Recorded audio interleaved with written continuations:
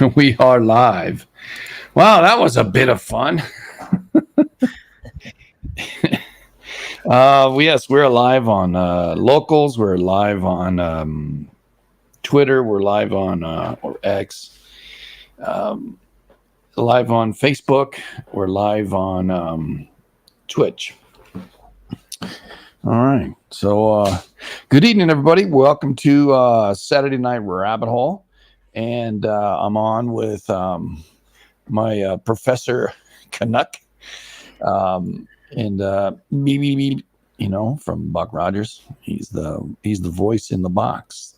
That little Twiggy along with him. So he's an android, and we kind of like this android. But I know that he's a live person, actually.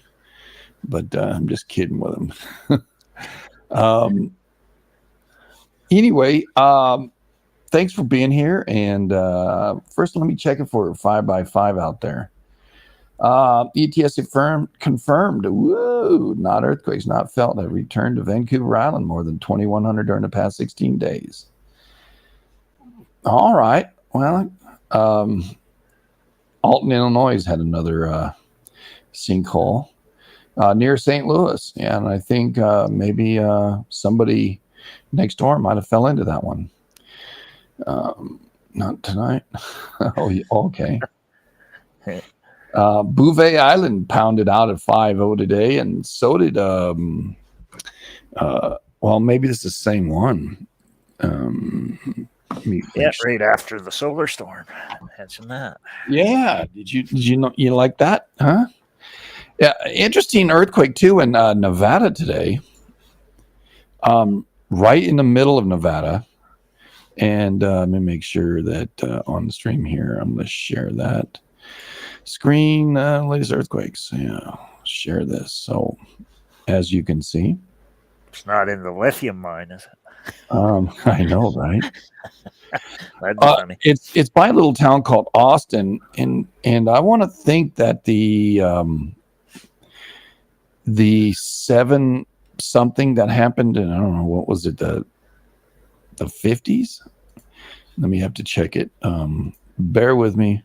Oh crap! What did I do that for? Search catalog, custom is a 7. It was in Nevada. Let me go back down here. North Central Nevada, maybe Nevada. Use this region. All right, search. Ridgecrest, Fairview, Peak, Nevada, 7.3. Yeah. And the Owens Valley, 7.4. It's funny how all those numbers get dropped. So Eureka, along that Highway 59, it looks like. Fairview Valley, that's where the 7.3 happened. And share this tab instead. All right, so right here is the earthquake today. This one happened. This is a 7.3, largest earthquake in Nevada history that we're aware of, in 1954. And I got the middle dates right, but didn't know exactly where it was. Thought it may have been up by Winnemucca, but no, it's right here. And these are the only 7s in the area since 1800s, from right here up to here, and from 1700 or whatever I put in there. But this is where it is. So that earthquake and this little earthquake, which is a 4.1. See, the other one's right here. Not too far apart. I would say 50, 60 miles apart, maybe 100 miles less. 10 miles. Yeah, less than 100 miles apart. That's a strong earthquake in the middle of Nevada. The base interrange, that's the uplift and the down, the pulling away and the crunching together of the West Coast and the continental U.S. And it's crazy. I don't know if anybody's ever ask the question about the Sierra Nevadas, Canuck. I don't know if you've heard of it. Are they shrinking or are they growing? Have you heard anything in that regards? Well, they're eroding. They're So I guess- they're eroding. Yeah, So I would say they're sinking. shrinking compared shrinking. to what they were originally. And the Cascades are rising. Yeah. All right. So the Sierra Nevadas were something big. And it was 4.6 less than a mile from today's Nevada earthquake. It happened last year, July 19. All right. That's interesting, too. Yeah, so I just looked up that 1954 quake in Nevada, and there was 3 6s before the 7. That's what it says. Really? Yeah, so that's pretty interesting. Near Fallon, in this area here that we're looking at, or? Yeah, they call it, well, there's 3, they call it 3 names: Rainbow, Mountain, Fairview, Peak, Dixie Valley earthquakes. But it says there was 3 6s before the 7 happened. So that's pretty wild. All right. I'm going to do a search on the other page here. Hold on. Just in that area, Nevada here, to see what the heck is going on here. Use this region. Well, actually, it said, I'm reading more about it there. It says there were 5 earthquakes of magnitude 6.1 to 7.1 over a 6-month period. I'm looking at a 1954, a 6.5 and a 6.2. And then right in that same area, Gabs, Nevada, they're calling that one a 5.0. And then the 7.3 and also in 54. And the other 6 south of Austin, Nevada, 1872. That's not too good. If that's a prequel. And let me share this tab with you, Canuck. As you can see, this is a search 5.0s and above from 1700 and on. Right in the middle here is Fallon. And today's earthquake, not up there, it's right in here. Here's Austin. So today's is in Reese River Valley. And Big Smoky Valley is the next one over. That had the 6. And an interesting kind of a line. And then there's a 7.3. What year was this? 1872. All right. So.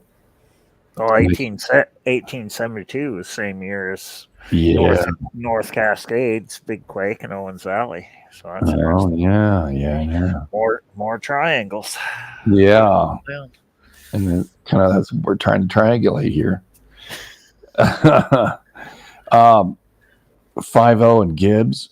I'm not sure they can see it over here on Twitch, but I know you can now, right? Yeah. You make sure they're able to see. Several theories regarding the Sierras. Yeah, I'm interested in the creation of the Sierras. So today's earthquake again is where the hell is it? Over here. Big Smoky Valley, just northeast of Austin. Zooming in. There's Austin. Today's earthquake is right here on Big Smoky Valley. Grass Valley. Well, I've heard of Grass Valley, but maybe it's not the same one, eh? Interesting to see a quake there because it's never been one in history larger than a 6 in that area. But as you can see, there's one here in 1872, and then this was 1954. This is the big one in 1954, December 16. There's a 6.5 in August of 1954. And in July 6th 1954, 6.2. So it went here, bang, bang, then boom. This one here is on 1220, and that one is on 1216. So didn't have very many aftershocks over 6 there, according to this. But then again, 1954, they didn't have a lot of seismograms out there. 6.5 here in 1860, 1869, 1868, 1933, 1994, Carter Springs. Let's see what's down here. 6. Well, 1868 was same year as Hayward Fault Quake, so that's interesting. Yeah. In 1932. It's really close to the 1933 Long Beach quake. Yeah. So this is 6.8 out here. So Nevada can get some of the biggies. 6.5, the Monte Cristo, which we were reporting here on this one in 2020 in May. Shortly after, Ridgecrest that happened down here. Down all the way down here, but I don't have it on this map. 1872, that's the Owens Valley. Had a 6.8, right? 6.3 Owens Valley, 1872. 5.5 Independence, that's Owens Valley as well. And then up here is 6.4, 1986. And then there's another one, 1984, 6.1. These are the 3 6s, the 1984 one that you were talking about before. That 1980, there's one. 1980 is when St. Helens went off, right? Yeah. Yeah. So there's the 6.2 in 1980. There's a 6.1 in 1980. And there's a 6.1 in 1980, all on May 25th, and May 27th of 1980. 3 6s, bang, bang, bang. And what is that one? 4 of them. 1, 2, 3, 4. There were 4 6s, bud, not 3. Yeah. 1872. Yeah, because they said there was 5 above 6 in total over 6 months. Okay, I'm looking for them. Now, another thing that's interesting that year, there was a 7.8 in Spain. It says, so that's crazy. In Spain? Yep. How does that connect? Maybe same east to west line. Okay, let's kind of look at the flat world. Yeah, Spain is there. Right along that train. We'd have to look at the... we might have done this before on GE. If I went to GE, share this tab with you. And let me get the location of this quake here. You talking about the 1981 or the... Yeah, you're talking about the 1980 quakes. Am I correct, Canuck? Well, the 1954 ones, yeah. Because I just went and did a search on 54 because I wanted to find out what other big quakes happened that year just to see. Oh, 1954. Okay, so that's the this one here, the 7.3. Yeah, and I'm looking. Mexico had a couple big ones that year. Right. Nicaragua had multiple ones, 6.2, 6.8. Okay, I'm gonna put this pasted here. All right, that's the epicenter of the 3 6s that year. Yeah, that's the what do you call it? The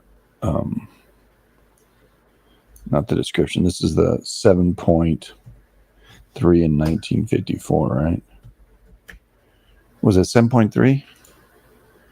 Yeah, 7.3 in 1954, 1216. Yeah. Oh, I see another Mexico one, so that's 4, and I'm only 4 Mhm. months into the year in 54. I see a Southern California one, but I don't know where that one is. It says 6.4 Southern California. In 1954, so we'd have to do an earthquake search, right? Yeah. To get what you get. Earthquakes in 1954. Wiki. There you go. All right. I've got the same one you've got. Yeah, France had a 6.7, Greece had a 6.7, and Philippines had a 6.6. Spain had a 7.8. Holy smokeolas. Yeah, Hawaii had 2 6s, 6.0, 6.5. So there probably was an eruption that year too, I imagine. All right. I know you guys can see it. Everybody can see it now that we're looking at it. Oh, I see This is 1954. Yeah. another 6 in Mexico, so I'm up to 5. Wow. Gulf of California, 6.6. Gulf of California, 7.2. I'm only in the month of May because I go like. Oh, you're going through the months. Yeah, January, New Zealand was pounding. Holy. New Zealand was pounding. Mexico off the coast of Guerrero had a 6. February, and we're in February here. There were 4 7s, 8 6s, and 1 5. And the 5 was in Australia. United Kingdom, South Sandwich Islands. All right. Michoacan, Mexico. Indonesia, Banda Sea had a 7. Trying to see if there's any correlation. It's kind of what we're doing. We take a look at the overall, looking at one earthquake, and we see, well, let's look at all the other large earthquakes on the world and see if there's a pattern that can persist. And to look through history to see if a reoccurrence happens. And that's kind of what Canuck and I do. Is that a fair? Yeah, I kind of like try and reconstruct like where it comes from. Mm-hmm. Yep, that's exactly what we do. And how I started doing it was I took like the date of whatever the original quake I'm starting with and go backwards a year. Mm-hmm. So since this big one was the 7.2 and it was December, well then I like go back to the first of that year and try and see what. 1954, yeah, and see what builds up. Now 1954 is what we're looking in, and that happened in December, the Nevada one. So United States, we don't know where the hell that hit. That was a 6.4. Hawaii bounced pretty good, 6.0 and a 6.5 in the month of March. And then Alaska had a 6.3. Where the hell was this one? Let me see if there's a reference here. Salton Sea, 6.4, Salton Sea, dude. Yeah, that's where they said it, but they didn't say it in the doohickey. You know. Yeah, but I wonder what is that one of the San Jacinto quakes, or I can't remember. I'm trying to remember all the dates. What they're basically saying, Salt. No, that's Salton Sea. Oh, it was 6.4. Yeah, had two references. All right, so that quake right there, the 6.4, happened to Salton Sea. It was a level 7 shaker, depth 6 miles. Oh man. Fiji had a 6.5 at 5:30 though. All right, so 6.4. Well, to me that makes sense because of all the Gulf of California quakes that happened that year too. So there was a whole bunch going on. 650 depth, yeah. That Spain quake. Yeah, 626 deep in Spain, Andalusia. and it was a light shaker, a 9, March 29th. The extreme was a 7.3. That was Nevada. China had an extreme as well, a 7, 25 depth.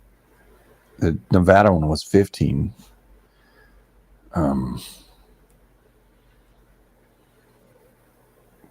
The Gulf of Cali happened April 29, was a 7.2. And then April 29. So this quake in Salton Sea happened before. That happened in March. April the next month, Mexico goes off at a 7.2 and a 6.6. All righty. Oops. Clemmerdoodle. Hey there, Clemmerdoodle. How are you, buddy? Pretty good. Pretty good. Yeah. Yeah, that it says that 1954 was one of the San Jacinto fault quakes. All right. I'm looking for Because I was pretty sure I remembered Gulf of Cali. Shit. one of the San Jacinto ones is 1954. Because I looked them all up before, so that's pretty wild.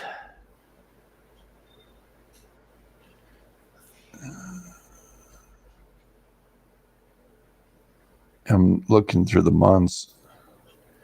Yeah, Nevada was pounding pretty good.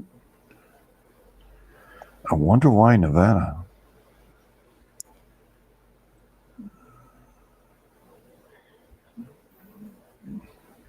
Fiji was bouncing pretty hard too. Kuril Islands, Hokkaido, Kenai Peninsula, Alaska, Baja California, again in October, came up with a 6.4. So there are 3 strong quakes in Baja in that year, the same one that you're talking about on the San Jacinto.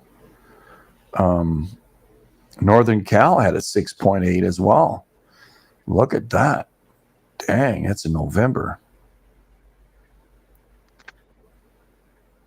So it's like all surrounded by like 6s and 7s before Nevada went nuts. Right. Off the northern coast. Let me find out where this is.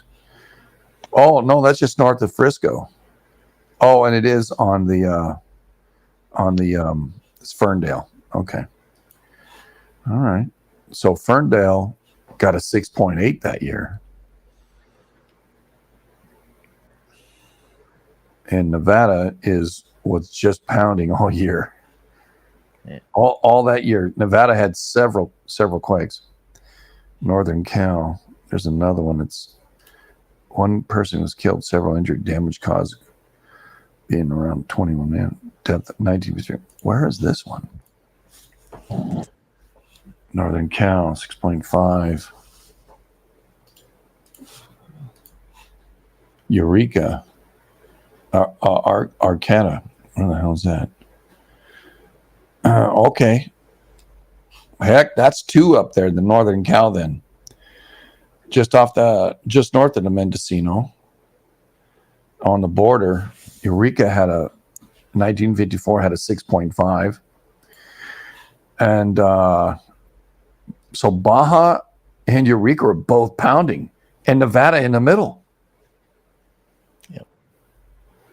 And let's see, what's west of this? So if we looked at a map, and I'm sharing this with you. If you looked at a map, these quakes are happening right up here, 1954, right? Yeah, that's the 7. That's the one we're looking at. And according to the quakes, Salton Sea went off, and Gulf of California and Baja went off. And then up here, this went off. Eureka right here. See that quake right there. Eureka was going off, and that's inland, and there was other sixes that are happening up in here. So the Gorda Escarpment, or the Mendocino, right? Gorda Escarpment. I know Mendocino is down here. Why do they call it the Mendocino? Anyway, the Gorda Escarpment travels inland. And you can see all these mountain ranges here on the relief map. They kind of cease out here, and then huge mountains are right up in here in Nevada. I mean, these are 10,000 plus. So, I mean, it's like, if we're on Google, share this tab. There's the center of that quake. We can zoom down here, and you see a peak right here, Mount Siegel. 9,400 feet. Bald Mountain, 9,500 feet. Grant Mountain, 11,200 feet. And then these ones down here, they're going to in California. And we're not talking about the Sierra Nevadas. We're talking about the interior of Nevada, in a Boundary Peak. 13,000 feet. I mean, good God. Dobbs, 13,000 feet. White Mountain, 14,000 feet. Right? These are very big mountains. Now out here, where the earthquake happened, Jefferson, I don't have any idea. It doesn't either. Okay. Maybe I have to click the arrow. No. Not Augusta. 9,900 feet. So it's 10,000 footer right there. So, but there's a valley down in the middle here. And this is 5,000 feet. So you're talking mountains that rise above on both sides, 5,000 plus feet. I mean, we're 6,000 on these Walker Lake and Hawthorne. 7,000. Coyote Hall. 79. So, but down in here through the center section here, 5,000 feet. And you can see it. You can see where there's a line, and that's the Texas limit. It continues all the way out. And you can see more of it traveling through here. Just looking at the rifts, the normal progression all the way up from Reno all the way across. If you followed it, that would probably lead you where we just drew a line. How's that?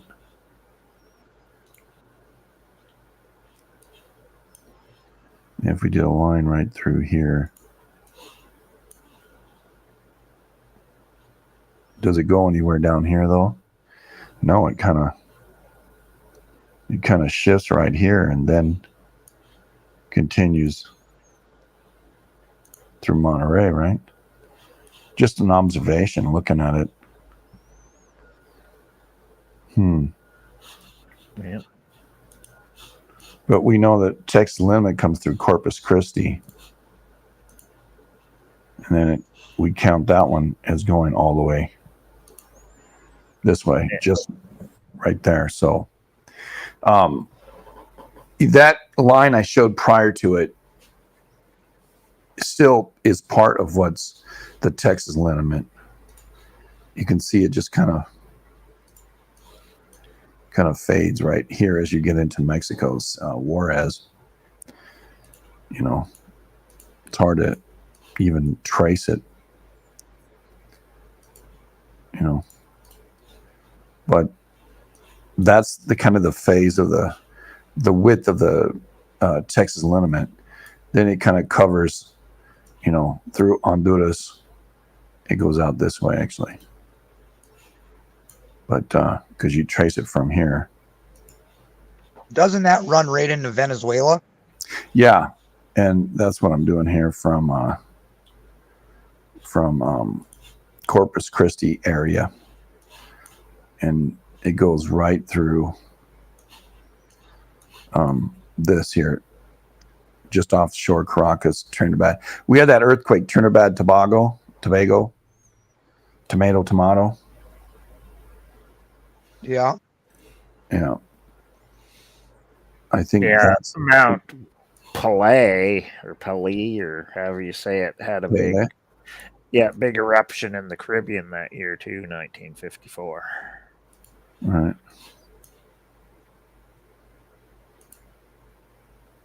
That's kind of the angle of the Texas liniment. And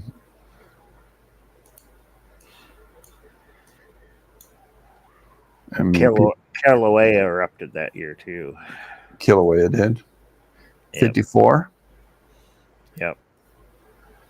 I remember seeing them when I was a kid, but I wasn't a kid then in 54. I was still in the balls, my dad. But yeah, there you go. Basically, that's the Texas liniment. And we follow this one because it seems to be very, very, very active. And that's not right down here, but it's what it is. Let me see if now I'm looking under the Eastern Caribbean earthquake thing and see if I can find anything in there that happened in 54. Yeah. What happened? Total.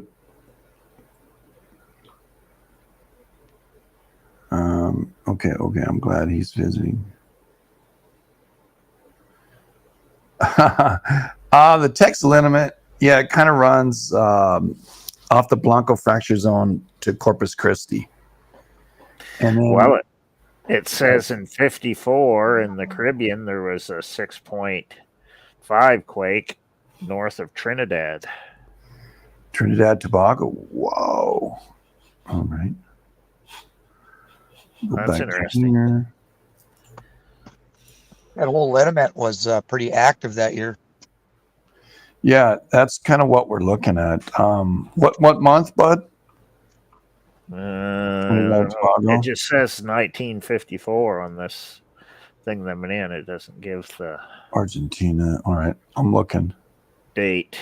It just says it's just giving me ones by year. But I don't remember seeing that in the other list, so I'm going to have to dig more. All right, I'm looking up the list right now. Santa Cruz Islands, the Solomons were banging. So easy, Japan. Fiji was really, well, Fiji always does. So. That was Trinidad's biggest quake so far, and it happened on December 4th. Who owns it? France? 1954.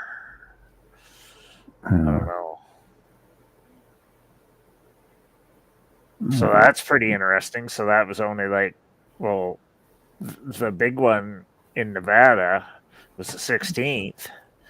So that was 2 weeks before Trinidad and Tobago had a 6.5. So that's pretty interesting.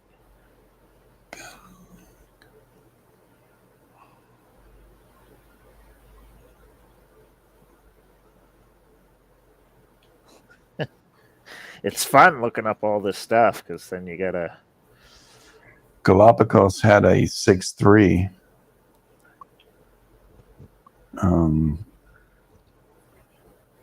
Mexico, Oaxaca had a couple of 6s. I'm not seeing anything in Trinidad Tobago so far, and I'm going backwards, of course, in time. Chiapas had a 6. Owen Fracture Zone had a 7.1. Andalusia, that's up in, all right.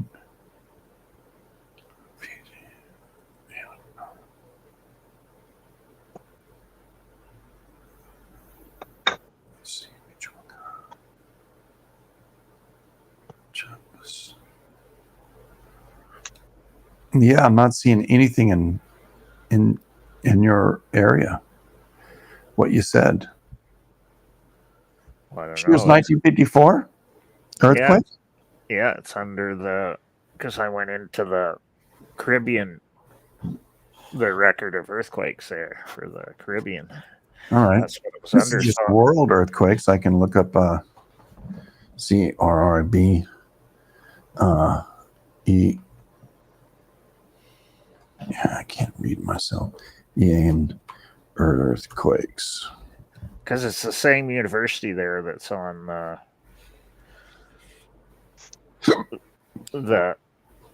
on the same island that La Soufière is on, Right. because they're the ones It that doesn't exist. people, You know. Caribbean earthquake, 1954. because it's from the University of West Indies there, seismic Yeah. research center. That's what I went on to find it.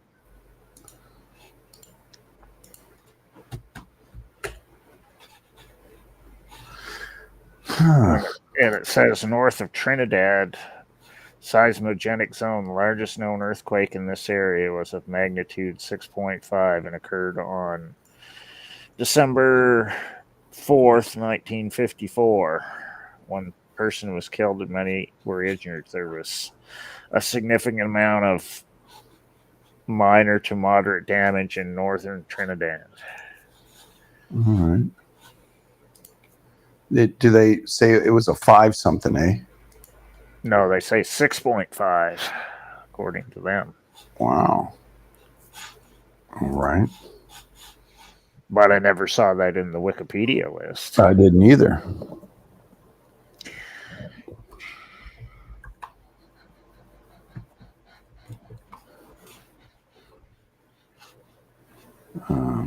In the list of earthquakes. And share this screen so we're all on the same page. Again. All right. 6.5, you said? Yeah. Yeah, it doesn't come up. These are notable events by magnitude. Pretty sad they were even downgrading quakes in the 50s. You're right. Yeah, I mean, you see Mexico doing pretty good. You know, Chiapas and Oaxaca doing 6s and Michoacan doing 6s. So that's down the coast, but the interior, we don't see anything in,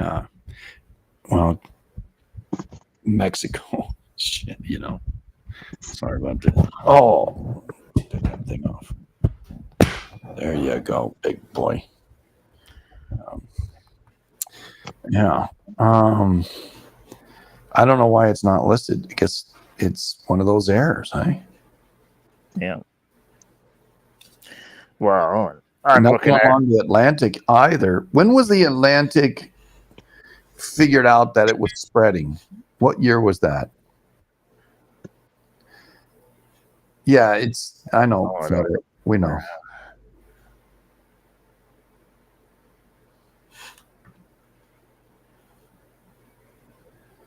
You remember when because I guess it was the submarines, right? And I'm wondering, you know, the mid-Atlantic having quakes. I mean, they weren't being able to triangulate really well. I guess these are all more notable. No, not unless they were close to an island with a seismo. Because the Iceland record ones go back to like the early 1900s. In Nicaragua there was a 6 in 1954 as well. Yeah. Oaxaca, a couple of 6s there. I don't know, man. Peru had a 6.5. Loreto region. Where the hell is that? Let me check. Is that inland? I think it is. Laredo's so. inland, I think. Yeah, because I notice when Peru has inland quakes, you have big inland ones in the west coast of the U.S. And when they're off the coast in Peru, then you have large ones off the coast in North America. But aren't they usually a magnitude or two less than the Peru ones? Mm, Well, yeah, usually. So if it's like an 8. well, that happened was it 2019? It was an 8, and then Ridgecrest happened a month later. Yeah, and that was what, the 6.7? Ridgecrest was a 7.1. Okay. Yeah, 6.4 and 7.1, or 6 point, whatever it was, 6.5 and 7.1. Because there was 2. 2, yeah. And there was a off the coast in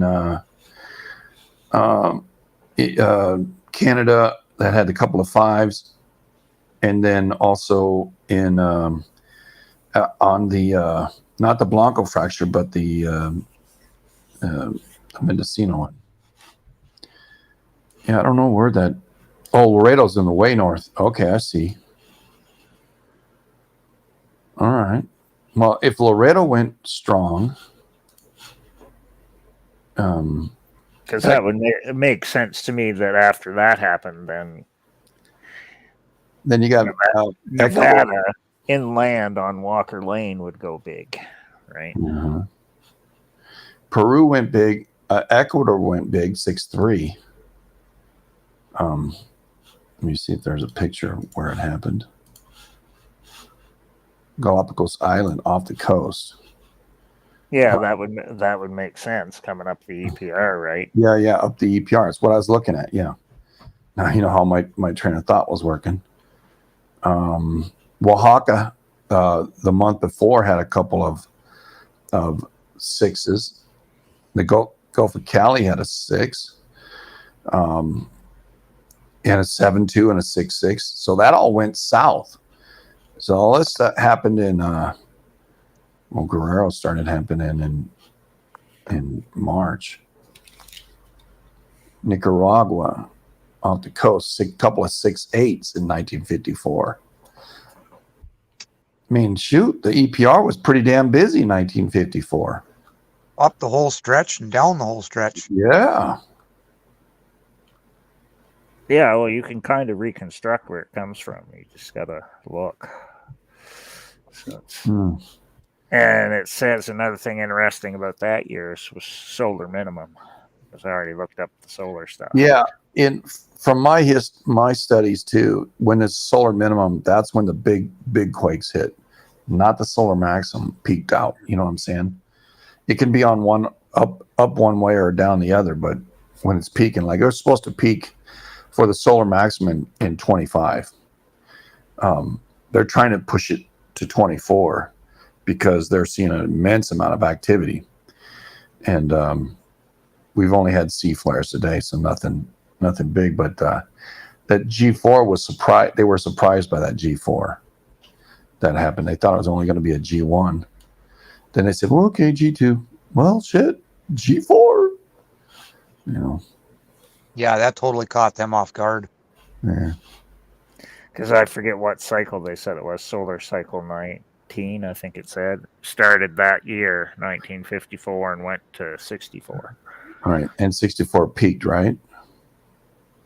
No, 64. It was solar minimum again, because that's when Alaska happened. 59 and 60 were solar maximum. Yeah. So okay, so this is actually a solar minimum here. Yeah, 54. 54. Yeah. When I looked it up, yeah. Because they said it solar cycle whatever 19, I think. Yeah, 11 years, right? Is that how it works? 11. Yeah. The sun changes its polarity every 11 years, but the solar cycles are every 5, or the 11 as well. Well, I think 11. they're 11. 11, yeah. Okay. So,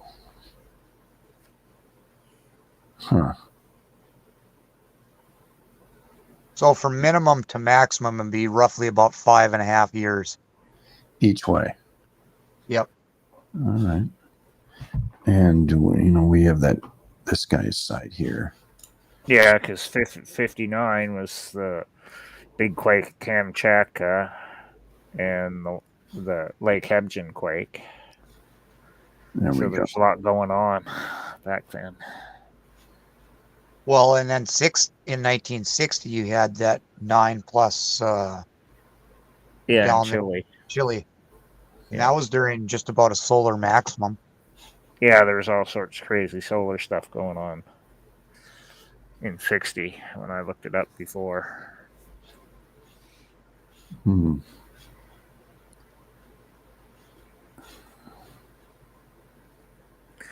But of all the 9s I've looked up so far, the only one that didn't have a lot of solar activity was 1964 Alaska.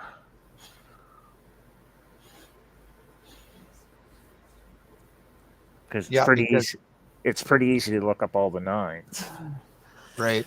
and then work backwards from their dates to find out what the sun was doing. Yeah, last year, 23, we had 342 M flares. This year, right now, we have 346. And C flares, 435. Last year, we had 752 Cs. But we have several X's as well. Yeah, we got way more X's this year than last year. Yeah. And when I 13 X flares last year. looked This up year, the whoa, 2004 mega quake and tsunami, there was all sorts of I don't know what just happened, but hey. Solar stuff in 2004 too. All right, so I guess I didn't show you guys. I don't know what just happened. We might have just got kicked off. I don't know. On one of the other channels. Cool. I don't know.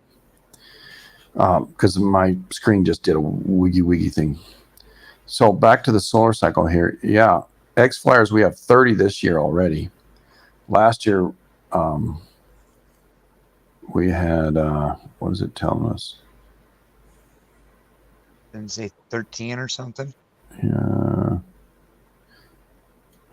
Dang it. It's hard to get it to do what it doesn't want to do. Because it'll go right to sunspots. Oh, 13. And then the year before, it won't let me do it on that one. But so far, we have 30 X flares this year. So we're quadruple, right? 13 to 30. Yeah, and we're only in June, just about July. So half the years. So we could have on the upwards of 60. Yeah, the last solar cycle was relatively weak. The one before was much stronger, even stronger than the one that we're in now. But ramping up, we're like really ramping up. 23 was super big. We're only 6 months into this year, so if you just project it, we'll have 60 X flares by the end of the year. And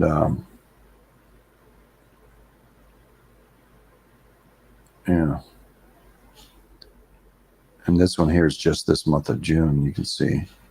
So from last year, if we projected on the same scale, that on the pace that we're at right now, we'd have over 4 times more X flares this year versus last year. Yeah. The sunspots, butterfly diagrams, kind of what I talk about in the morning. Closer you get to solar maximum, the sunspots are closer to the equatorial region of the sun. So that's how they kind of gauge what's what on the solar cycles. Because I guess when it falls off pretty good. Solar cycle 25 started in 20, and it should peak this year and next year and then die out pretty dramatically.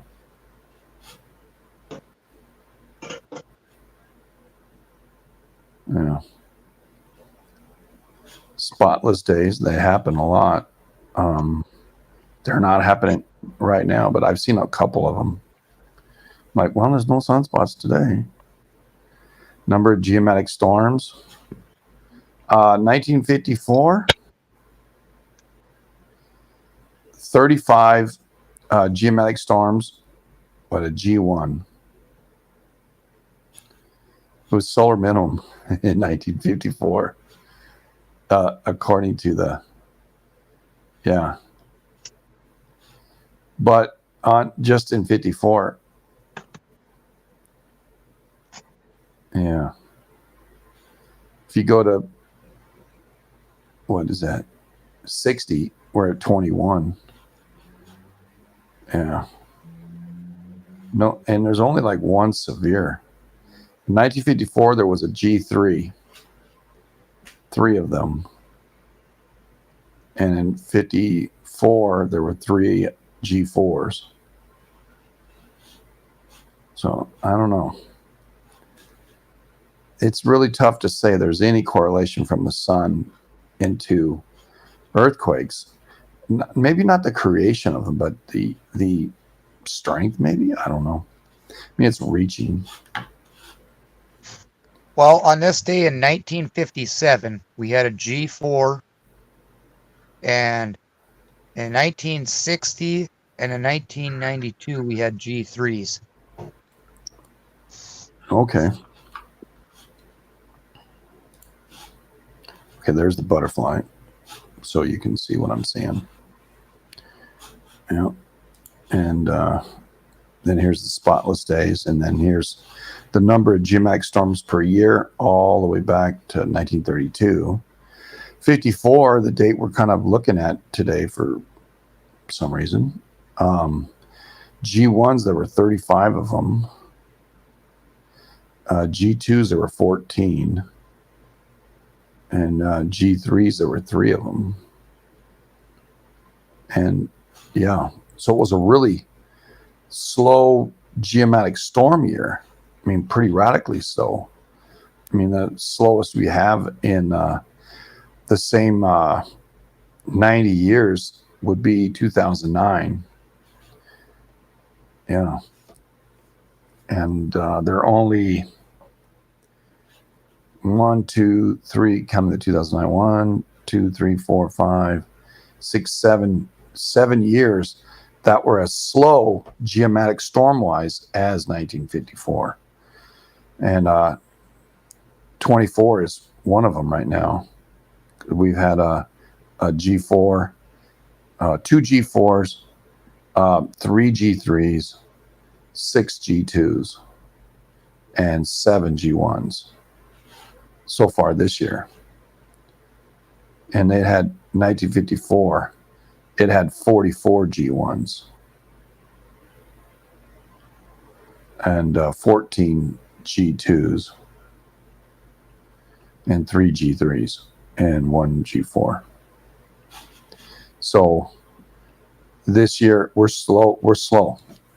If we just doubled what we have here, we wouldn't even meet 1954's levels of geometric storms. But the sunspots are higher, of course. Because we're in a solar maximum, we're going into it, we're peaking at it. Sunspot number 130 this year already. It's more than the last cycle, but not more than the cycle before that, the cycle of 2001. So the cycle with that, their max was 177 in 2002, 177 2002, and we're at 130. So sunspots in a month, yeah, we can very well get to that level. 40 more than a month. I mean, it's peaking out now. It's kind of really screaming up. But That's what we're seeing there.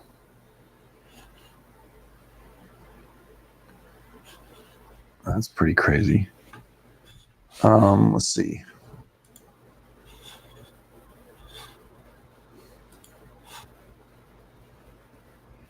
Yeah, so there's a lot happening in 54. Yeah. I mean, Walker Lane is a new theory that they're talking about as well. Just the last few years, they've kind of said it, but I think it was probably in 1999 that they really said, yeah, there's a Walker Lane lineament or whatever.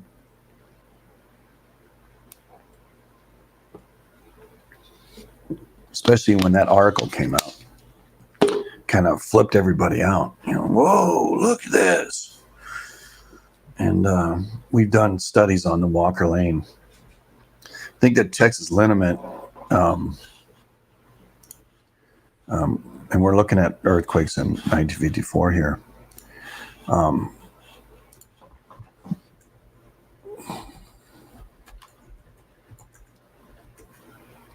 See if I can give you an image of the Texas lineament. What some people say it is. Well, that didn't help.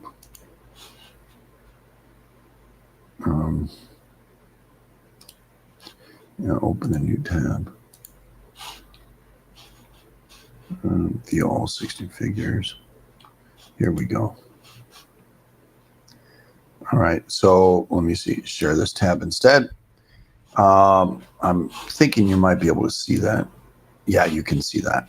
That's the Texas lineament according to, yeah, this one here. And you can see there's California. Texas goes right through Arizona, right through me. Proto-transverse range, Meso, Sierra Nevada. Here, look at that subduction even there, eh? Off Baja. Wow. But you can see it shared here, right here where this 28 degrees north. Do I have G up? It's basically, that's the top of it, and it goes through the bottom of Texas and Mexico border. Right through the bottom of the corner of New Mexico, Arizona, and all the way through where Arizona meets California and out the coast. So we looked at this and share this tab instead. It was a good question, Kat. Basically, right down here, Corpus Christi, right there, right? And the bottom here, that's the width. And when I extend it out, it goes through by Jamaica, Cayman Islands, right on down through where La Soufriere is. And all that. It goes right over Jamaica, comes down through Grenada, Port of Spain, Barbados, La Soufriere, right here. So that's where it goes. Right. Because when I looked up like historical eruptions of La Soufriere and quakes down by that island, I always saw that. Then I looked up Texas quakes, and I found out that it always responded after stuff went off in the Caribbean. Texas always got a notable quake right after stuff happened with La Soufriere, or they had a bigger quake right off the coast there. Even do we have a list of when La Soufriere went off? You have to go and search all the eruptions and list them all. Let me make sure I can spell the damn thing. Because see, I got onto La Soufriere because it was the one I found out blew up in 1812, the same time as New Madrid and all that. So then I started looking up the other dates of eruptions to see what they correlate with. And then after that, I said, oh, well, that's interesting. And then I looked up, because I'd already studied a bunch of the historical Texas quakes before, too. So I just had to look and match the dates. And it's crazy stuff. And then I went to the that UWI seismic site that has all the stuff, all the earthquakes in the Caribbean. So I could look them all up that were close to St. Vincent Island. And whenever they got a larger quake there, Texas would always get like a notable one right after. So it's crazy stuff. No, because all these lineaments, they only identify them like where they are. That's why they give them a Texas lineament. But what I do is based upon what the neotectonics people say, is once you find a lineament, you just keep going. Extend that limit, yeah. Because they say it goes the whole way around the Earth. That's right, at that same angle. Yeah. Yeah.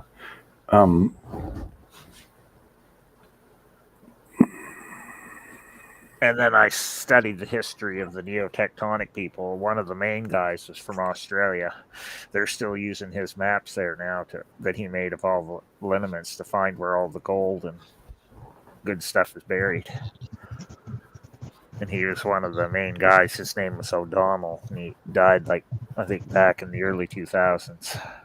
But they're still using his maps in Australia to find where all their mining stuff is. So he's like one of the main reasons why Australia is like a world mining power. So he was an interesting guy when I studied him. And what did you pick up out of him? Well, just that he was one of the main ones that started this neotectonics group that has had a whole bunch of different names, trying to find where all the lineaments were and how they all connected for mining purposes, because he worked for the Australian government in mining.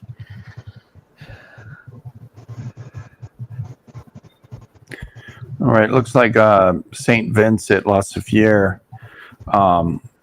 was a VI4 in 1902.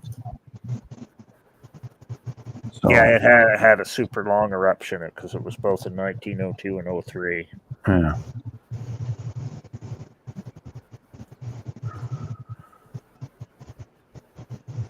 I just wanted to see if there were any lists of earthquakes or volcanoes, La Soufriere and the like, Windward Islands, Archipelago.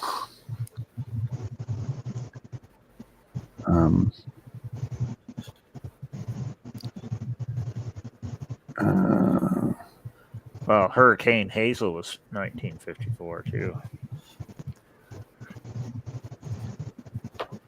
And that was what, a category 4? Yeah, I think it's a big one. And that hit where? Texas? I can't remember. But it was one of the bigger ones that did a lot of damage and killed a bunch of people. Yeah. Hurricane Hazel, let's see.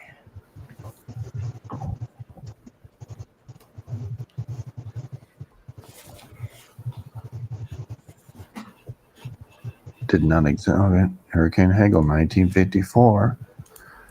And it went north. No, it hit the Carolinas. Yeah, it went all the way up through and flooded Ontario. Yeah. That's what I remember it from. Yeah, October. So that's pretty interesting too. But it did go, it went over La Soufriere. Yeah. How wild is that? Here, I can share it over there.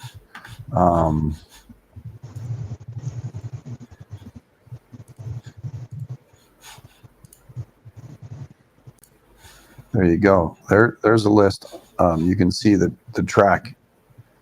And it went right through Cuba and Haiti, right down the middle and then up.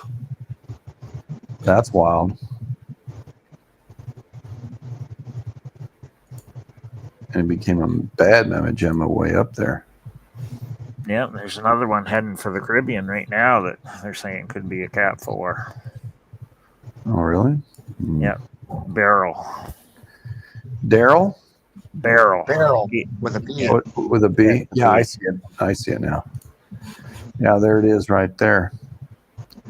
Hurricane projecting Barrel, actual barrel right now, 75 knot winds. So it's Cat 1, maybe a 2. They're They're just predicting 130 mile an hour, 125 mile an hour winds. Are they? There's one again off of Mexico. 50% chance turning into one. That's crazy. And then there's the new one. 30% down in Eastern. Let's go and look at the video. Oh yeah, definitely a hurricane there, but this one's going to create one too. The Gulf of Mexico is going to have another one. That'll be. Oh, Quite Cat's talking about that fault there. Yeah, Iowa to about Illinois. Illinois. Yeah, Which way does it go? she said Illinois to somewhere. Is it northwest to southeast or?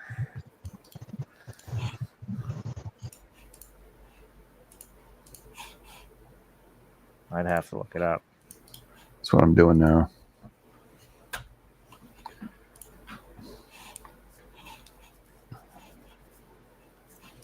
It's probably another liniment line. All right, so I got an article here. Oh,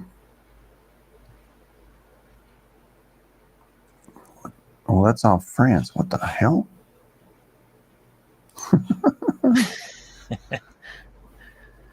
Yeah. And it's talking about structure of the nice arc. France. Oh, what the hell? Yeah, I already know about those ones in France because they match another one of my liniment lines. Yeah. I just didn't know what they were The called. Illinois Basin.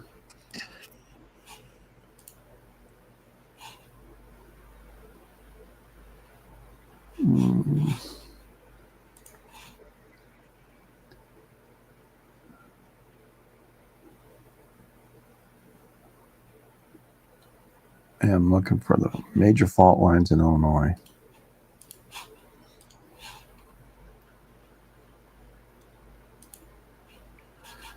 Oh, that's gonna share screen. There we go. There we go. There you go. Illinois, Indiana, major fault lines. I think she was talking from Iowa into Illinois. That would be to the left. I think it would almost have to run. Cap de Grace is right there. It goes from Lincoln Ford into Illinois, right up here. And I want to say that follows or crosses the Mississippi River. Yeah, Mississippi River arc. There's what she said, a Cap de Grace, whatever.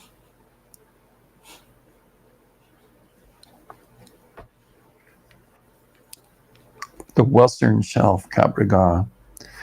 Sandwich Fault Zone. There's a lot of fault zones up there, dude, in Illinois.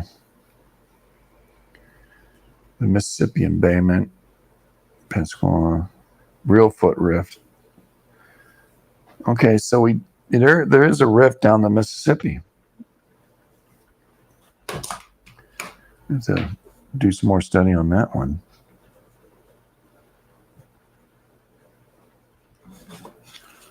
Yeah. The Ozark Dome. I've heard the Real Foot, but I didn't know that it was down the Mississippi. You know, but it dead ends right into all this other stuff. The Loudon, yeah. There's right here. All these are rifts spreading out apart. So, due north from the Real Foot, due north almost. Syncline? No, anticlines. Okay, so they're anticline, not rifts. Right? Synclines come together, anticlines pull apart, and monocline just goes one way.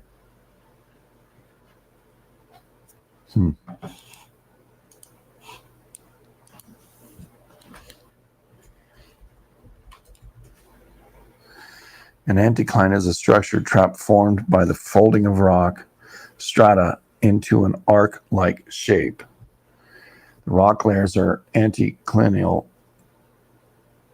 trap were originally down horizontally, and then Earth movement caused it to fold into an arch-like shape called an anticline. Compressional. All right. Well, I found a better map of it. It's slightly northwest to southeast. What, the Cap de Gras? Yeah. Yeah, northwest to southeast, yeah. Lincoln Fold is right there as well, according to this article here.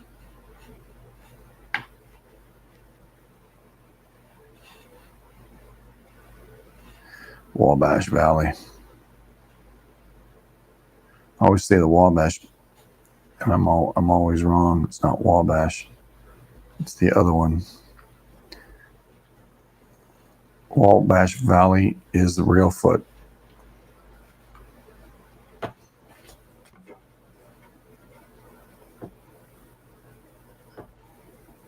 Well, I thought Wabash and Valley Fall and New Madrid were connected. Yeah. New Madrid there, yeah. Wabash and the real foot.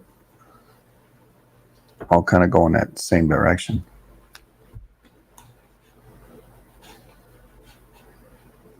Because Wabash, right here's the fault zone, right here.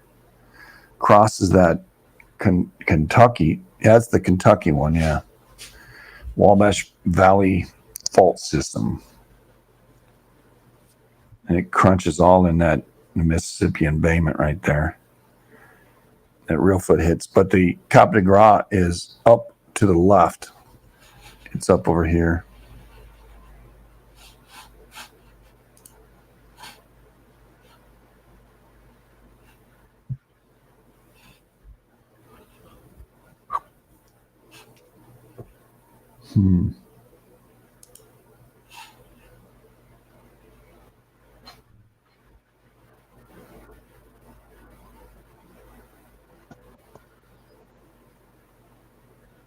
Yeah, so we're way into the 1954 rabbit hole tonight. Yep.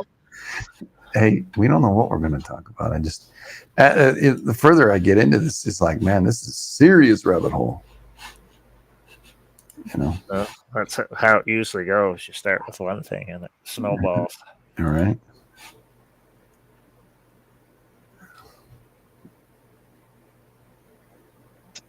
Oh, that's an interesting.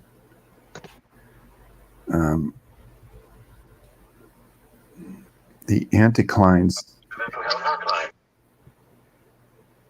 What was that? Sorry, it's my phone here. Oh, okay. Yeah, the real footprint. And I can share this one here. Screen. This is Illinois. And what's interesting, Wisconsin Arch, Kanaki Arch, and Cincinnati Arch. These are all anticlines. And the LaSalle anticlinium. Boy, I make up words. Well, you'd almost like have to go to each state and then see if there's another one that connects to the particular one you're looking at. That's kind of what I was doing. Yeah. And the LaSalle anticlinorium right through here. The geologists at an Illinois basin showing locations of the cores that were sampled.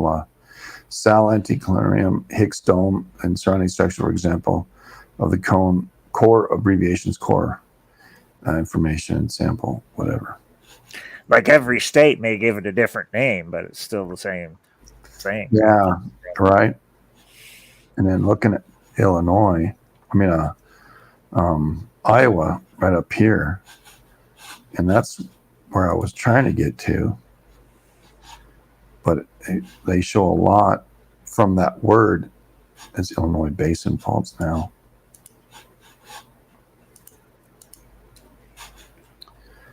Capitagras fault. Yeah, the Lincoln fold goes on the cap, and then I don't know what the hell.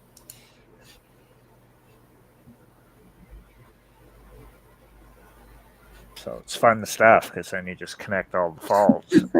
Right? Then you look for earthquakes along the same lines, and then you say, "Oh, look." Oh yeah, that's over there. That's all they do. Yeah. You know. And then you say, "Look, it's not connected, even though it is." No one look at it. It's random. Yeah, purely random. You know, it's rocks breaking. Yeah, it's only random when it's in another state or across the way, and we don't care about it because it's not within our border. It doesn't matter, even though the quakes don't care about borders and never have.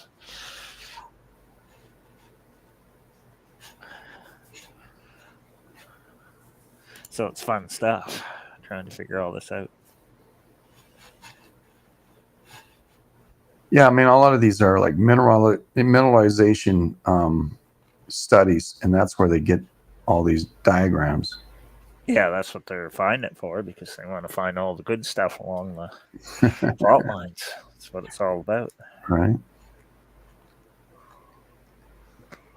Follow the mining money. Or I shouldn't just say, well, it is mining, but it's also like oil and everything else too. So it's all natural resources. So it doesn't matter if it's oil, lithium, or gold, or diamonds, or copper, or nickel, or whatever it is you're trying to find. It's all stuff we need to make stuff out of.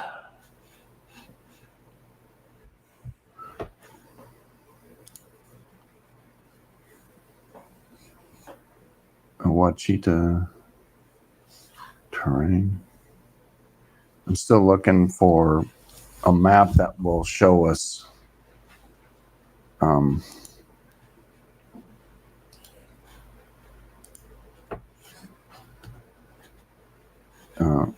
what we're trying to see here. You have to keep going on that same trend of that one northwest and see what other ones connect to it. Probably goes. Yeah, the Lincoln one. Yeah, it touches that Lincoln one. See how far it goes. You could probably then, once you figured that out, you could go back and look and find historical quakes along that line.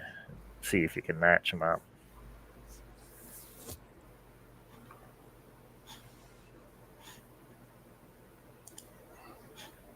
I mean, Horst and Graben, the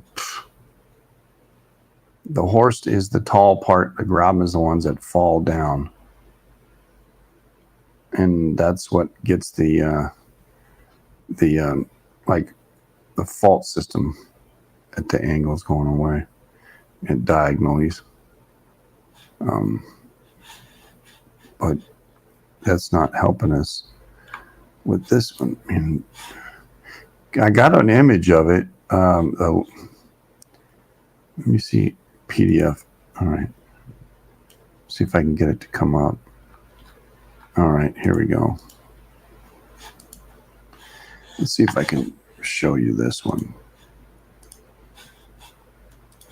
Yeah. Loading and share on screen. Here we go. So that Capity Augre fault right here, Lincoln fold is up on the top part, if I zoom in for you over there. Whoops, oh, I don't want to do that. I want to zoom in. Oh, right here.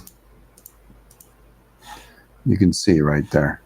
On the top, there's the Lincoln Fold, goes into Cap-Gras Fault, which crosses over there. There's Troy Brussels syncline, there's Troy Fault, Southern Lincoln County structure, and then the Cheltenham syncline. And what Kat was saying is it's about a 400-mile fault, she's saying. It goes from Iowa up at the top all the way through the bottom of Illinois and continues.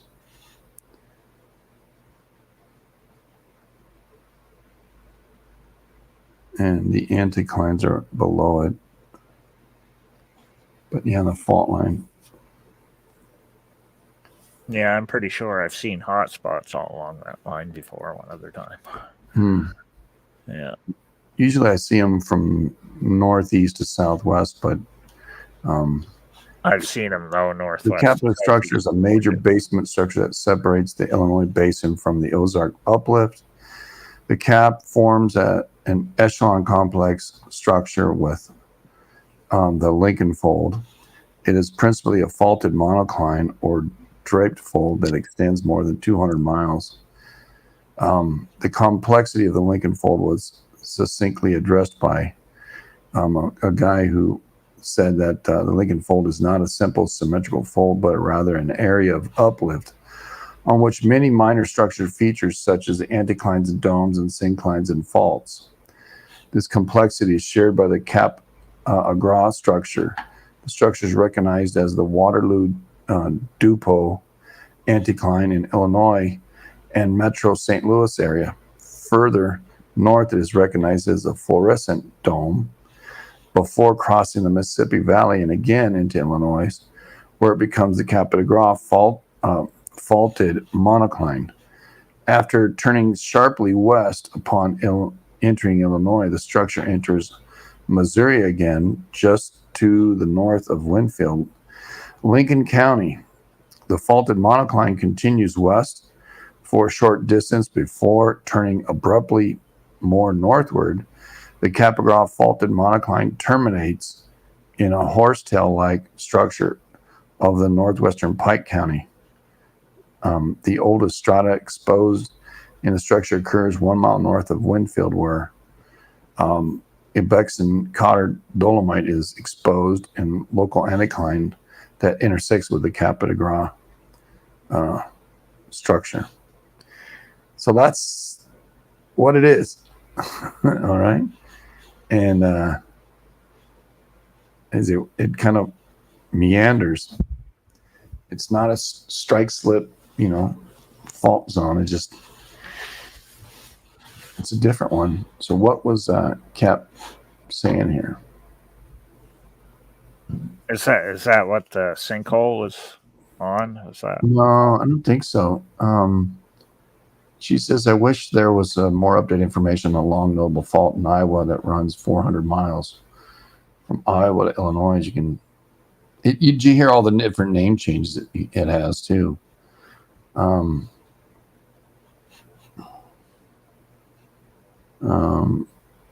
It's a major formation. The fault is the most remarkable line displacement in entire Mississippi Valley. The extent age of Cap-Gras preceding the Iowa Academy of Science. Well, I wonder if there's any other sinkholes or landslides along that same. Oh, the sinkhole was on the fault. If you tracked it on up, if you can find any more. All right. What is the? Do you have an article with the? Is that the one that's at the stadium where the stadium fell in, where the sinkhole was? Hey, Vast Thinker, nice to see you if you're still there. Because I thought I saw something about that the other day. About a sinkhole swallowing stadium lights or something. Is that the one we're talking about? I'm waiting for her to respond. I don't even know if she's here. Is she still here? It says. What town was the sinkhole in? I'll look it up that way.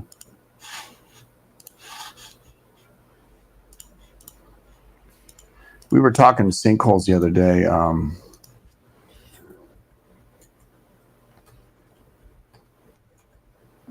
Is the town actually in Missouri? I can't remember. Sinkhole swallows the soccer field. Yeah. In Florida. Well, that was Florida. Yeah. Dramatic video shows a 100-wide sinkhole open up at a park 2 days ago. Yeah, in Florida, woman's backyard. All right. So let's go ahead and look.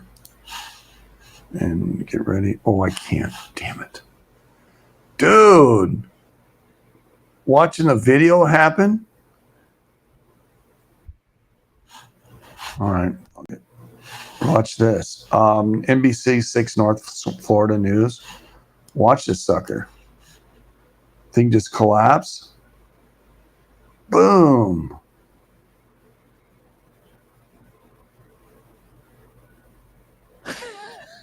James, it looks like it blew up. Well, they have carpet over the top. The carpet field. Wonder if that had any play in it. It almost looked like water came up in there. But yeah, 100. It's clearly a circle too. Yeah. So where was that one? Florida. Columbia, class moderate, magnitude what's going on? 5.1, depth. Northern 157 Columbia, I think it kilometers, said. 8 minutes ago. Ooh, 5.1. all right. That was wild to watch that. 12 days ago, Weechee Watchee, Florida, had a sinkhole open up.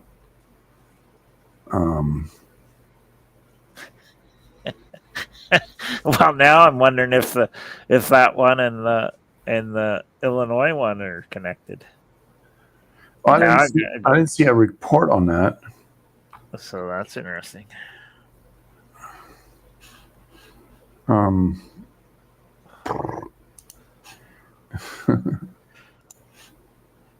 Because where in Florida was that one?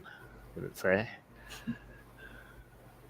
Now we're going to start connecting all the sinkholes. This is really getting quite the rabbit hole. Now the sinkholes are all going to connect Right. along the same fault lines we're trying to track.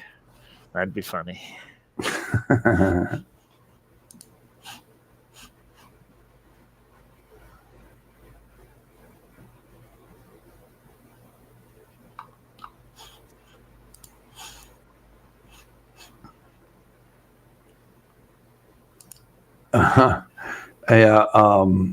Muzzy's bagging on USGS right now. I replied to the wrong quake. Doesn't look right. These USGS guys should start watching deck to get proper results. Surely they run spectrograms after they develop the swarm app. Yeah, I know, right? But yeah, I like Muzzy. He's all right to me. He just straight-laced. That's all. I think he might be older too. Yeah, now you're going to have to map all the sinkholes and connect all them. Well, let's see. If there's a thing. Sinkholes in 2024. Well, there's a bunch of them. Las Cruces, Vancouver, Washington, Skip Point, New Jersey, San Diego. Well, some of these aren't real sinkholes, but Illinois Route 185 indefinitely closed because of a sinkhole. That's in Illinois, April 15th. Here, I'll share that for you.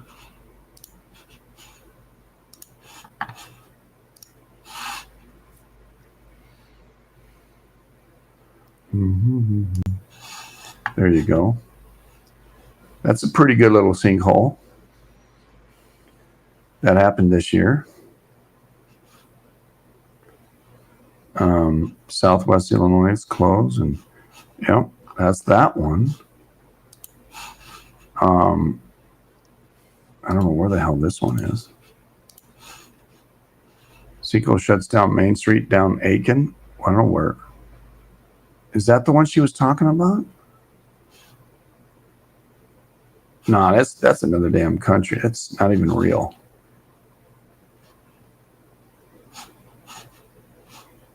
You'd have to like do a search for U.S. sinkholes or something. You're gonna get all the Right. all the other ones. I know.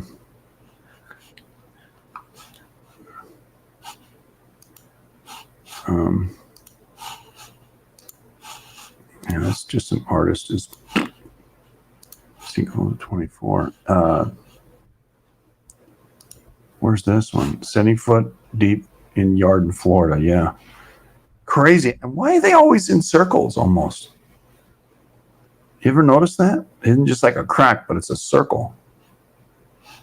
Yeah, because that one, the Florida one, it says South Florida, somewhere in South Florida.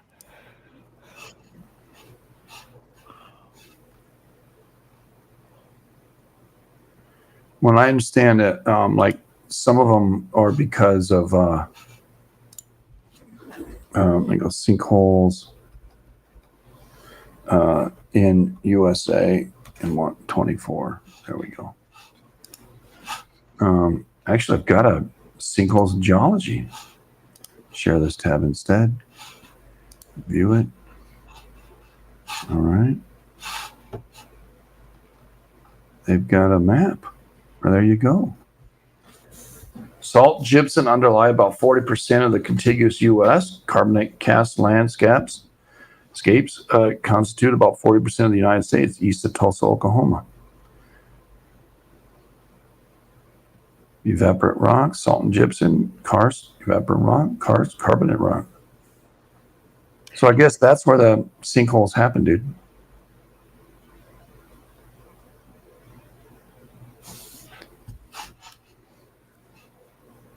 The sudden and sometimes catastrophic subsidence associated with localized collapse of subsurface cavity sinkholes is detailed in 2 case studies.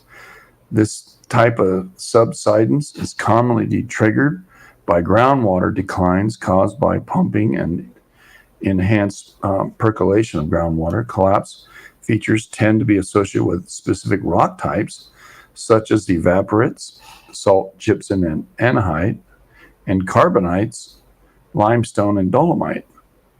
Why do we keep coming up, huh?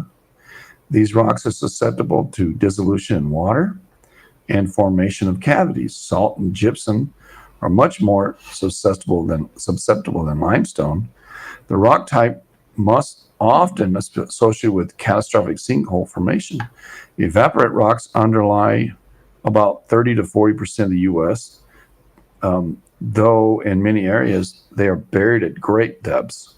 Natural solution related subsidence has occurred in each of the major salt basins in the U.S. High soluble bilidites of salt and gypsum permit cavities to form in substructure materials and trigger their collapse, as well as the collapse of pre-existing subsurface cavities.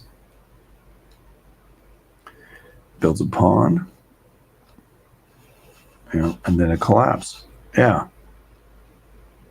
So we can see how that happens. And it doesn't have to be magic, you know?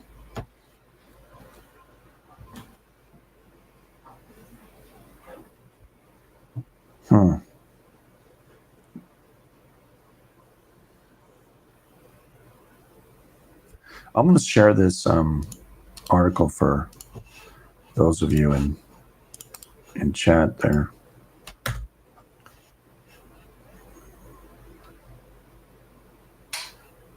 Geologist, 9 o'clock. My light just went off.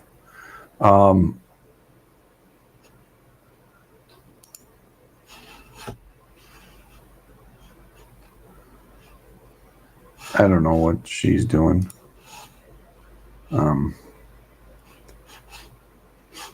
Whatever.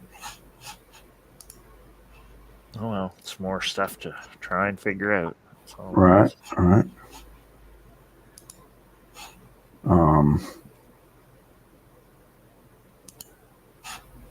There is a sinkholes geography for 24 and beyond. Got some video. See, there's a larger map.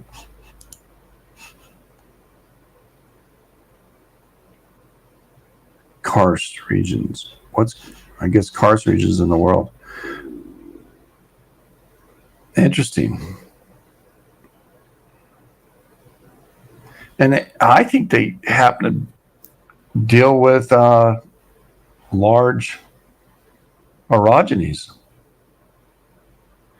Let me see if I'll share this tab instead. This is karst regions in the world. And I can't read that, damn it. On the line report, major sinkholes appearing in the name of a particular rock mentioned again and again. Study the map. The purple areas indicate that these are karst scenery. These areas would indicate that there is limestone under the ground. I think you mentioned that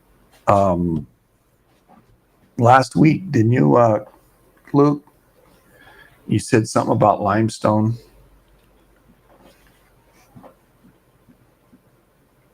He might be just have us on mute. Yeah. But I can't read this here. But anyway, I'll put this article out there as well. Checking out, that type of stuff would be helpful too. Bringing into discussion where these sinkholes are happening. And even looking just in this map here, go to here. What the hell? Where is it? God.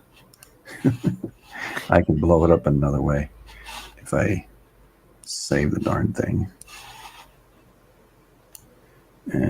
Yeah. And then I open it up. Where is it? Right there.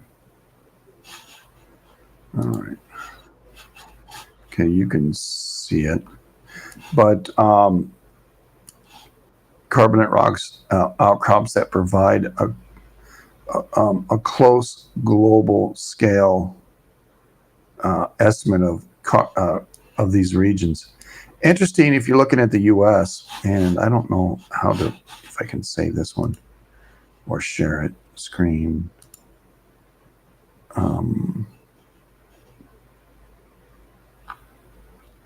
Doesn't appear I can cancel. Screen window. All right. Yeah, I can share this. All right. So show on stream. Now you got it. So this is the bigger version, eh? So looking at the U.S. as I zoom in, interesting that it follows the Rocky Mountains. And then along the East Coast, it follows the Appalachians, right? Yeah. And then there's this section right through here, which we see a lot of earthquakes and fires, on the firm's map. And you see there's another one right here that I'm always pointing out, these two lines, and then this line here on the East Coast. And then they tend to go the opposite way. I wonder if there's some sort of relationship there.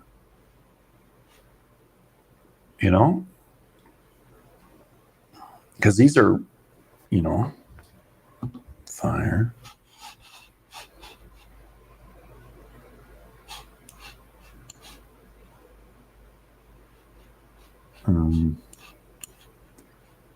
You go from this one, yeah, this one this way, all the way to Houston. This area here is in Texas. That's they got the fire on the firms, and then up in this region, and you got Arkansas. It's heavy in Houston, which you want to say that's probably up in this region here. Maybe on either side of it. I don't know. Today, 7 days. There does seem to be, in this region right here, a lot of hotspots. In this region, a lot of hotspots. But not so much down here. It's all region of hotspots, but nothing. But over here in Texas, it's got hotspots. And if I shared that tab with you, show on the screen, you'll see what I mean. That this region of Texas, from Houston here, you know, this little spot right through there. So that's kind of, I mean, they got the East Coast here, but and then there's kind of this kind of wonky thing that goes through a circular. That's pretty uncanny, man. Right through here, Toronto, up and around, up to Ottawa. Then it comes down the coast. And it comes back over down this way. I wonder if there's a connection, bud. I mean, up here in Canada, definitely. And then this whole area in Canada, right by the Hudson Bay. And then there's this funky thing that's right here, right where the fire is, right up in here, down this way. Sinkhole probabilities. But it doesn't go that far into North Dakota. That's kind of weird. I don't know. It's not a perfect match, but it's interesting.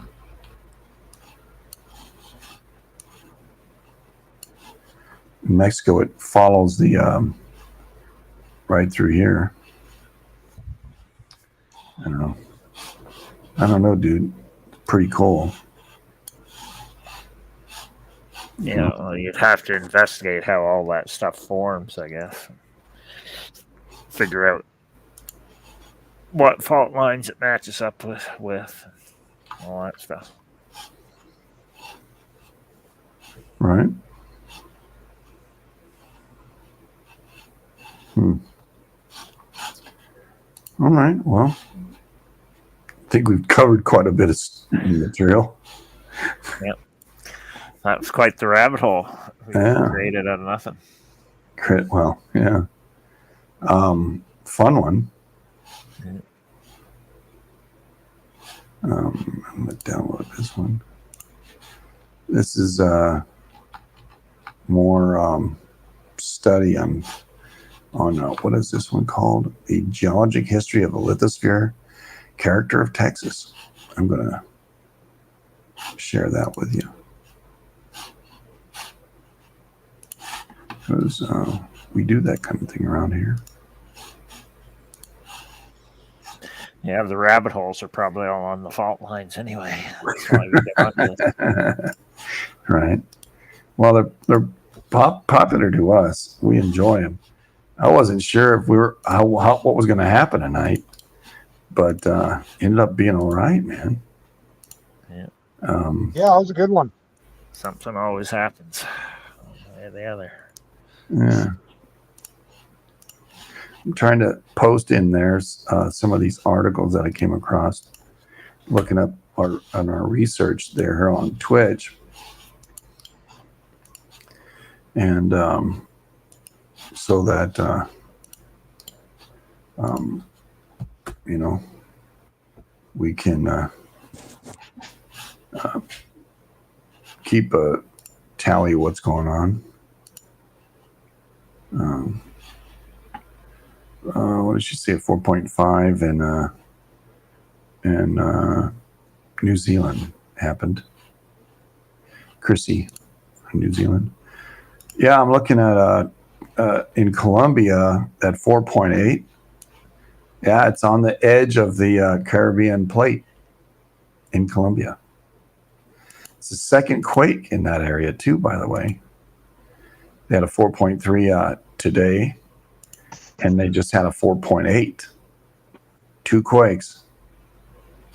And I will share them with you. Yeah, they're getting a little bit of action down there. Yeah. Let me see. Why is this over here? Put that back where it belongs. And let's see. Share screen. Latest quakes. Share. And show on screen. There you go. So you'll see these 2 quakes here. This is the Peruvian quake, 6.1 and a 5.3. And then we had the one down here at 4.2. But these ones are up here, straight up due north on a map anyway. It's not really due north. But the 4.8, and then they had a 4.3 right next to it today. Huh. So 2 strong quakes. And the volcano Medellin, Bogota, is right out here, Nevada del Ruiz. So it didn't have anything to do with that. But the Caribbean plate kind of floats this way and goes across right there. And we do have 3.7 up there in DR. And of course, on either side of Puerto Rico, 2.9s.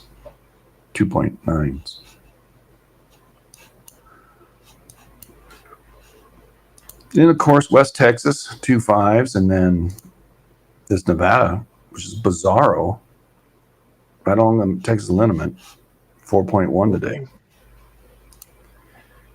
Barstow had a 3.5. What? Really? Wow. That's, to me, that's where the next 7 has to hit. There's a reason for that. The first one in 1992 hit right here, across Apple Valley. 1999, it hit here. In 2019, it hit up here. But what's missing is the Mojave Desert up here. And yes, it does go. You know, I can do a catalog search and do, call it 6, custom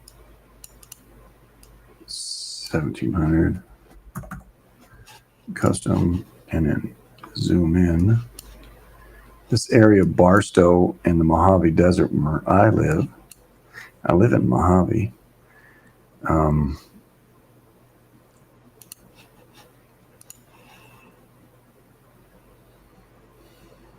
I'm going to extend it even to my area because I don't have a clue. All right, so use this region, search, share this tab instead, go to terrain. You'll see that Hector Mine, 1947, 6.5 out here in Barstow. They do have them. I guess I didn't put it close enough to the other one, so it didn't come up. So it's bang, bang. But this 1947, then 6.3, 1857, Palmdale. Say Baker, 1916. There's your ridge crest. And there's a ridge crest, 6.4. 6.3, 1946. And 1908, Searless Valley, 6.5. And 1887, North Palm, we saw that already.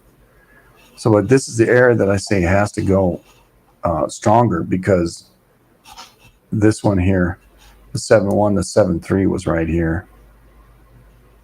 So 7.3, 7.1, and then the 7.1.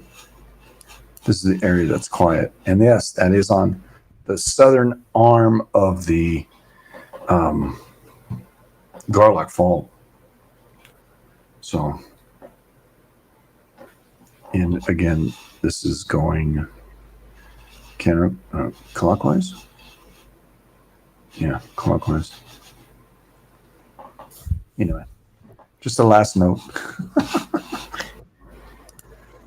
Yep. But just as long as no sinkholes open in Joe's backyard. oh, please, Right. no. It costs a lot of dollars to put what I put in there, all that rock. Yeah. I saw a lot of near fives and fives today. Sumatra, Indonesia, over by Hara, PNG, Fiji popped, a couple of them. Those are 4 5s, stronger. Taiwan had a 4.8. Tokyo, or just off the coast, had a 4.5. And then up in the Kuril, but it's Hokkaido, right off the north of it, had 4.9, a 4.3. And then up at the very top, up by Kamchatka, where Kamchatka meets the Aleutian Islands, it had a 4.7. And of course, Atka had a 5 today, which is right in the middle of the Aleutian Islands, just under the rat tail butt, And Adak, Alaska had a little 2.5 too. So interesting to say the least. And also was a Bouvet Island, rocked with a 5.6 today, just off the eastern coast. So that to me is the bottom of one of the lineaments. Maybe not the Texas one, but one of them. The one that goes through Hawaii, I think, and the one that goes through where the Peruvian quake hit. So I think the Peruvian quake, Bouvet Island, and Hawaii are along the same, and it goes all the way up into Kamchatka or the Kurils, Yeah. That's kind of what I think. But, that's us,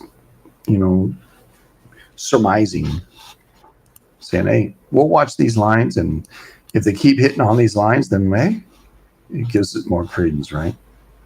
Yep. So whoever's creating them earthquakes, they better figure the bug out. And with that note, you have anything else you want to say, Canuck? No, I can't think anything. Because nothing's happening in Iceland except they're building the walls higher. They're building the walls higher, yep. I was going to show a whole slew of that stuff, but we just ran out of time. We're already 2 hours in. And they're up to 7 billion krona. Well, I heard they're going to 10. They're going to spend 10. Yeah. Oh. Well, that's what they're at right now, I think. Yeah. Yeah, their population is 400,000? They have a very small population. Yeah, they're going to have to get a berm tax. That'll be the next thing. Yeah. Well, berm tax to pay for the wall. Yeah. Well, anyway. Can I, Clemmerdoodle? I think we're good for the night, bud.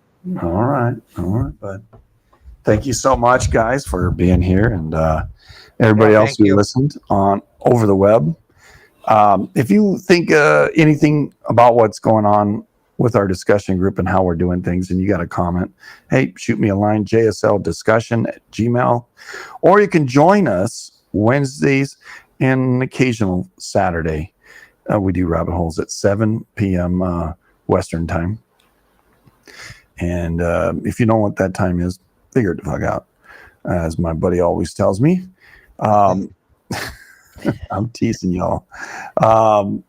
And big hugs to you. And remember, in the mornings, Monday through Friday, I don't do it on the weekends unless something happens. And any kind of big deal happens, then I'll come on if I'm available, because, I work too. But got to pay for things. This wonderful house we have. So anyway, big hugs. Thank you for your tips, your subscriptions. They help me do what I do here. And Your input helps tremendously. And if you want to be a VIP, then you do donate and you do contribute to the discussion. You become a VIP and you have those perks of being able to be, brought into discussion groups and the like. Also, our private little parties too. So big hugs, y'all. And remember, don't get none on you. Good night.